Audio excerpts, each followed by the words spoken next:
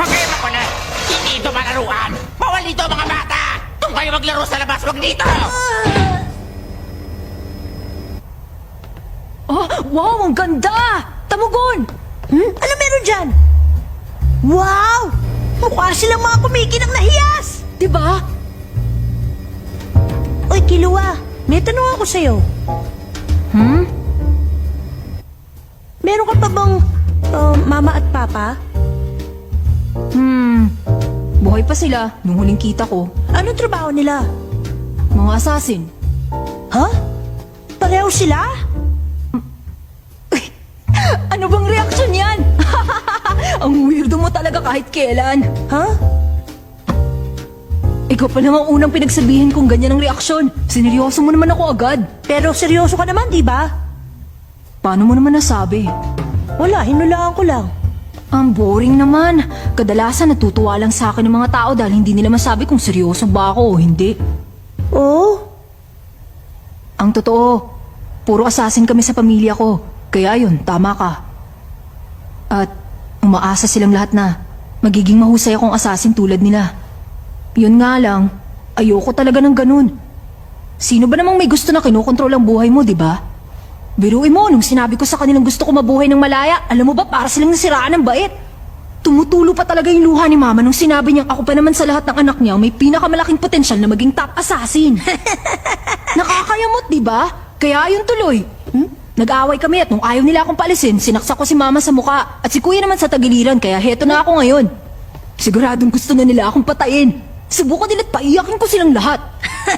Pag naging bounty hunter na ako, una kong huhulihin ang buong pamilya ko.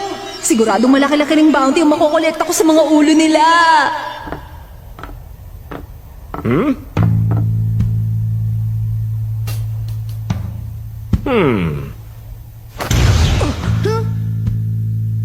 Anong problema mga bata?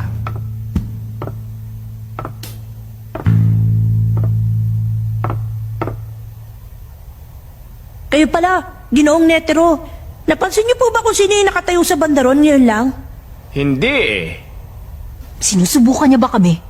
Ang bilis niyo para sa edad niyong yan. Ha? Yun lang ba? Halos wala naman akong ginawa. Anong kailangan niyo? Wala kayong papel sa exams namin kundi sa panghuling pagsubok, hindi ba? Wala namang masama kung kausapin ko kayo. Nababagot lang ako kaya naisipan ko maghanap ng mga makakalaro. At may gusto nga pala ako itanong sa inyong dalawa. Kumusta naman ang unang Hunter exams nyo? Ano, masaya ba? Opo, napakasaya po. Natutuwa ako dahil wala pang lumalabas na written exam. Ayoko po talaga nun eh. Para sa akin, hindi ako nasiyahan. Ang inaasahan ko sa Hunter exams, mas mahirap pa. Siguro naman sa Phase 3, hindi na ako antukin sa sobrang dali.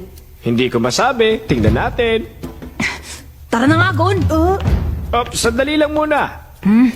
Gusto ko sana kayong imbitahan na sumali sa isang laro. Laro? At kapag natalo niyo ako sa larong ito, ipinapangako kong pasado na agad kayo sa Hunter exams. Talaga po? Sige, sali ako! Sali ka na rin. Ano?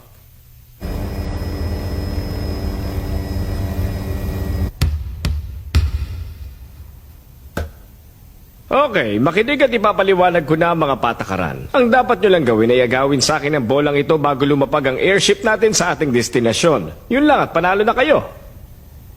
Kung tama ang pagkakaalala ko, hanggang mga alas 8 ng umaga bukas ang biyahe natin. Ibig sabihin, may 7 na oras kayo para subukang gawin yon. Pwede nyo ako sugurin sa anumang paraan. Walang bawal. Puro depensa lang ang gagawin ko, walang opensa. Ho? Parang sobrang dali naman nun. Hindi naman patas para sa inyo. Tingin ko patas lang naman. Bakit din nyo muna subukan? Kailangan nang agawin yung bola, tama? Tama. Okay, ako unang susubok. Sige lang, handa na ako.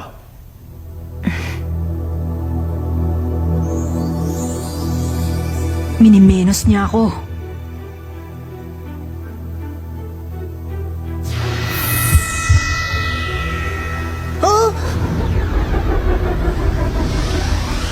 Oh,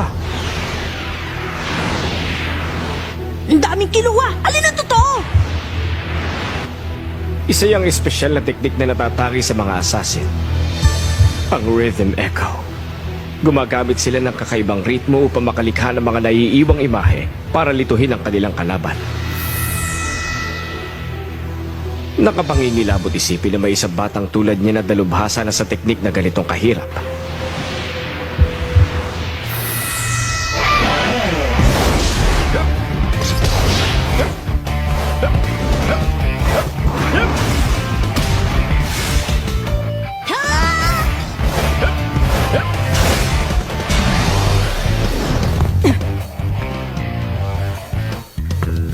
Napakaliksi niya. Talaga bang matanda na siya? O ano na? Yun lang ba yun? Kung ganun, titigilan ko na lang ang paggalaw niya. Aray! Ang sakit nun!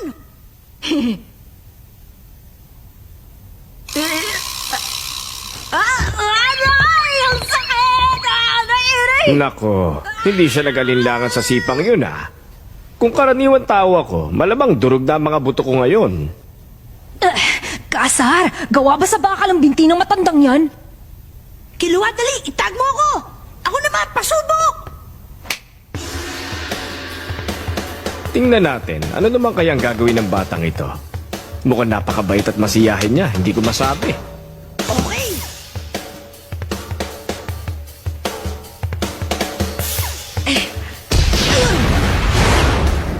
Aba, mabilis din pala ang mga paa niya.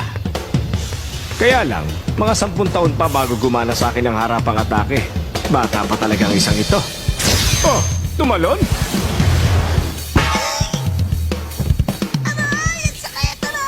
Sira ka talaga! Bakit kasi ooy na tangin mo na untog ka tuloy? Umayos ka nga, nasayang lang!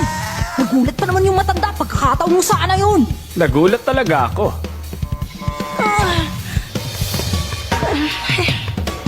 Mukha lang siyang ignorante pero nakikita ko ng maliksi at mabilis din siyang kumilos. Mali yun! Erase! Erase! Sapat na ang dalawang ito para libangin ako hanggang mag-umaga.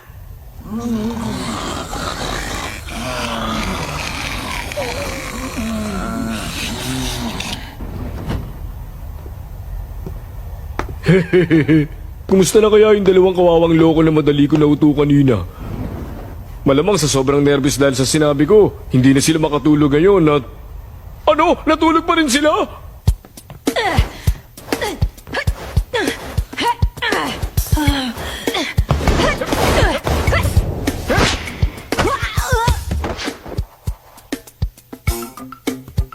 Aray! Lungko! Wala kayong ibabatbat sa akin pag ganito. Kusugurin nyo kaya ako sabay para hindi kayo mahirapan.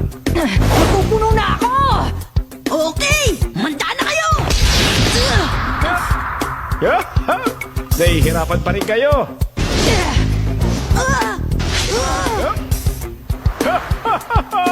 Hindi man lang pinagpapawisan si Ginoong Netero. Aray! Hindi kami mananalo sa kanya kung wala kaming strategy. Mukhang paulit-ulit na lang ang ginagawa nyo. Sinipa niya palis ang bota niya para humaba ang saklaw ng sipa niya?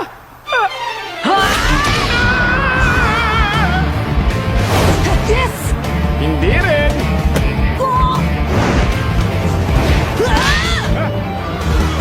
Ang tatayaan yung dalawa. Manalo na tayo!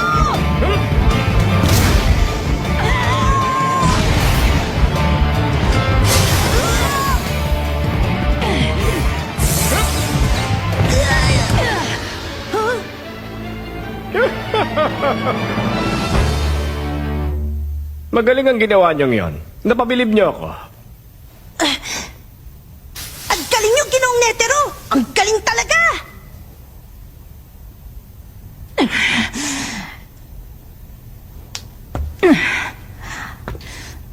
Tama na nga to! Ayoko na! Sige, talo na ako! Oh, susuko na agad siya? Bakit? May oras pa naman tayo, oh. At muntik na natin maagaw sa kanya yung bola. Ikaw talaga, hindi mo pa ba nagigets hanggang ngayon? Hagon? Mula kanina, na hindi pa ginagamit ni Tanda yung kanang kamay at kaliwang binti niya. Ha? Sa kabila nun, wala pa rin tayong laban sa kanya. Kahit habulin pa natin siya ng 1 buong taon, hindi natin maaagaw yung bola. Nako, mukhang nabisto nyo na ako. Ang akala ko pa naman maluloko ko kayo hanggang matapos ang oras. Hindi ko napansin yun ah. Nakakatawa. Ang galing nyo talagang manginis. Umalis na tayo doon. Pero gusto ko pang ituloy ito ng konti. Ha? Hindi mo ba naintindihan yung sinabi ko ngayon lang?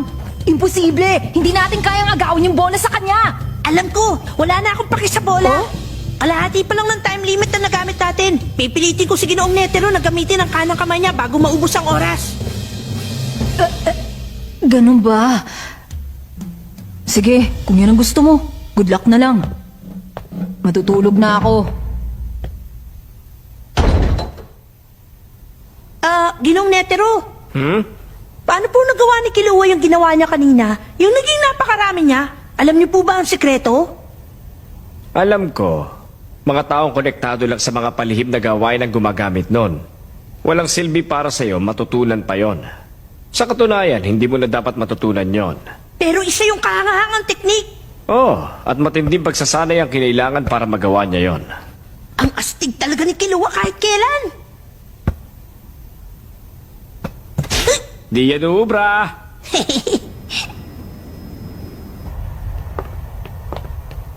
Kainis, ang sama na tuloy ng disposisyon ko. Di bale na nga, wala na akong magagawa. Hoy, bata, tumigil ka! Binangga tayo tapos deadline pa tayo. Mata namang gumalang!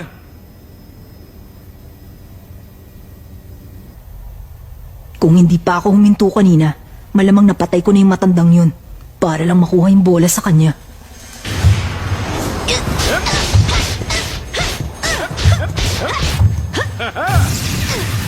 Aba, habang tumatagal mukhang bumibilis palalo ang mga kilos niya. Kunwari, kukunin niya ang bola. Pero ang target niya, ang tiyan ko!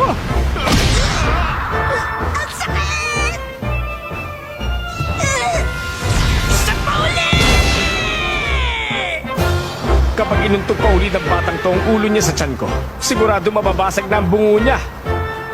Pero kapag hinayaan kong bumaba ang depensa ko, ako ang masasaktan. Iilag na lang ako!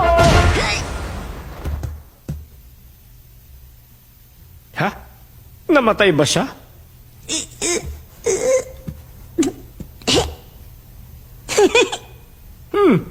Kita ko, ginamit yung kanan niyo.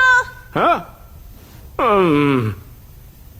Aba, Yes! Nagawa ko!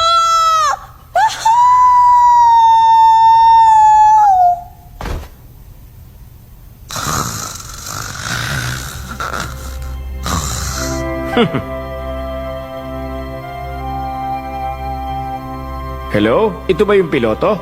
Ako ito. Kumusta naman ang lipad natin? Maayos ba? Mabuti naman. Pasensya na kung pangungunahan kita pero... Pwede bang bagalan mo na ang paglipad?